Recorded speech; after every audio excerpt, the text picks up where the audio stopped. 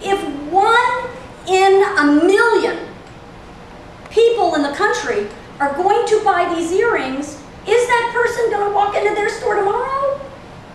No. Is that going to feed you tomorrow? No.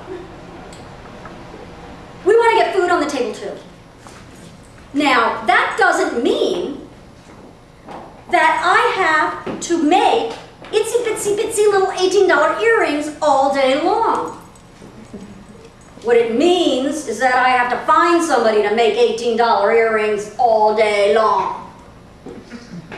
You will never get rich off of your own labor. You'll only make a living if you have some backup. You need a posse, okay? So, there are great earrings that can be made with this technique. Fabulous earrings that could be just a little smaller, that still express everything you want to express. But they do it from a little different perspective, because not everybody is an MFA. And the people that walk into the stores and craft galleries that love craft and want to buy your work are not necessarily art school graduates or interested in sculpture as jewelry. Now, there are customers that do, and you want to serve that customer, because that's what really makes your heart sing. You want to make that kind of work. But a retailer can't buy these alone. Why? How many names are they keeping in their head? 400. 200 to 400 names. It's too much.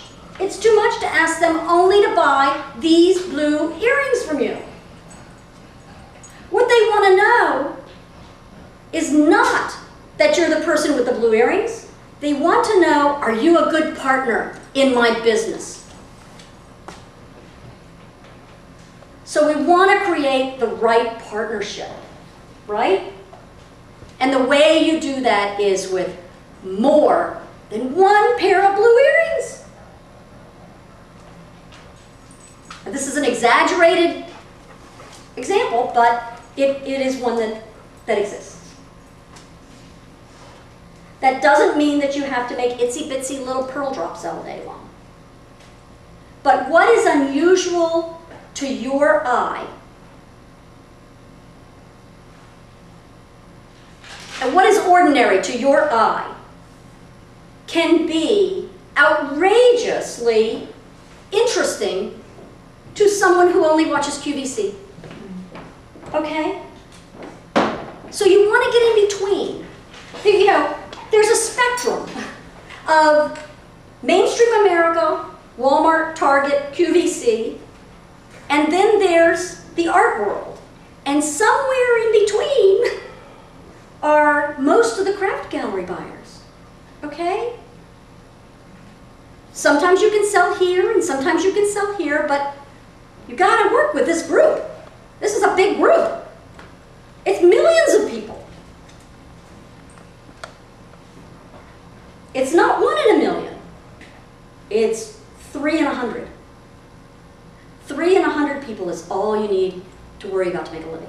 If you can appeal, if your work can appeal to 3 people in 100, you have a business. But of course, some of those people in that 100, in the other 97 of that 100, are Bubba who drinks the beer. Okay? 3% of the population is all you need in order to launch a good career in craft.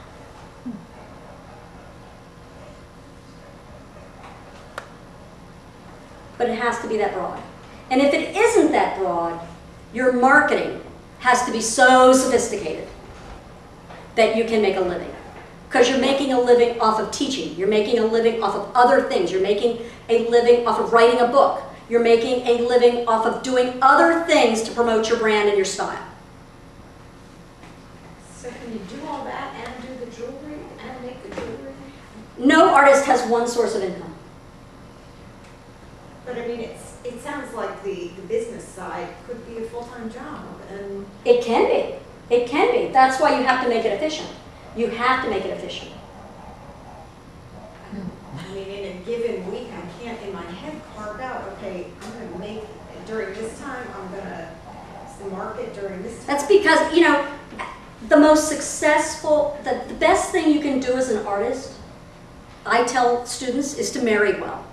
If you marry someone with a left brain and you have a right brain, you're in a great situation.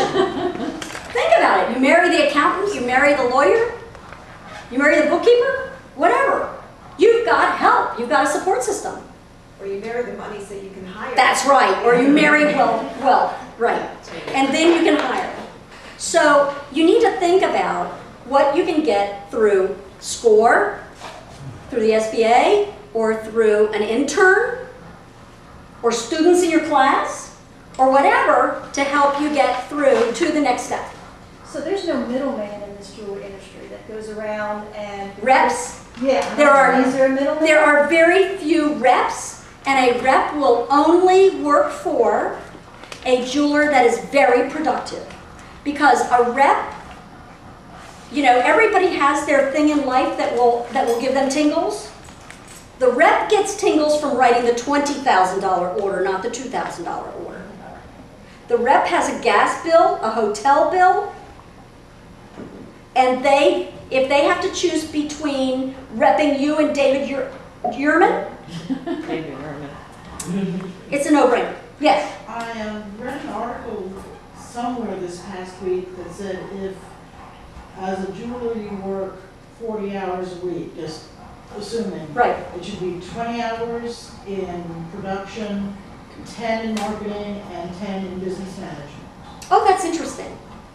20 in production, 10 in marketing, and 10 in business management. Like doing your books and marketing. That's a wonderful little I think formula. that's about, I mean, for the successful. But if make 2 pieces of jewelry. but here's the deal. Here's the deal. Proportionately, the cost of selling a piece in time, energy, and money is directly proportional with the price of the piece. Okay? So, if you're selling $18 earrings, your cost to sell them and the effort to sell them is still small. Okay? If you're selling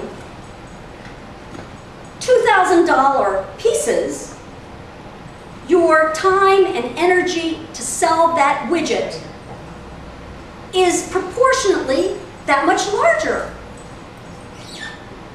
Okay? It's all proportional.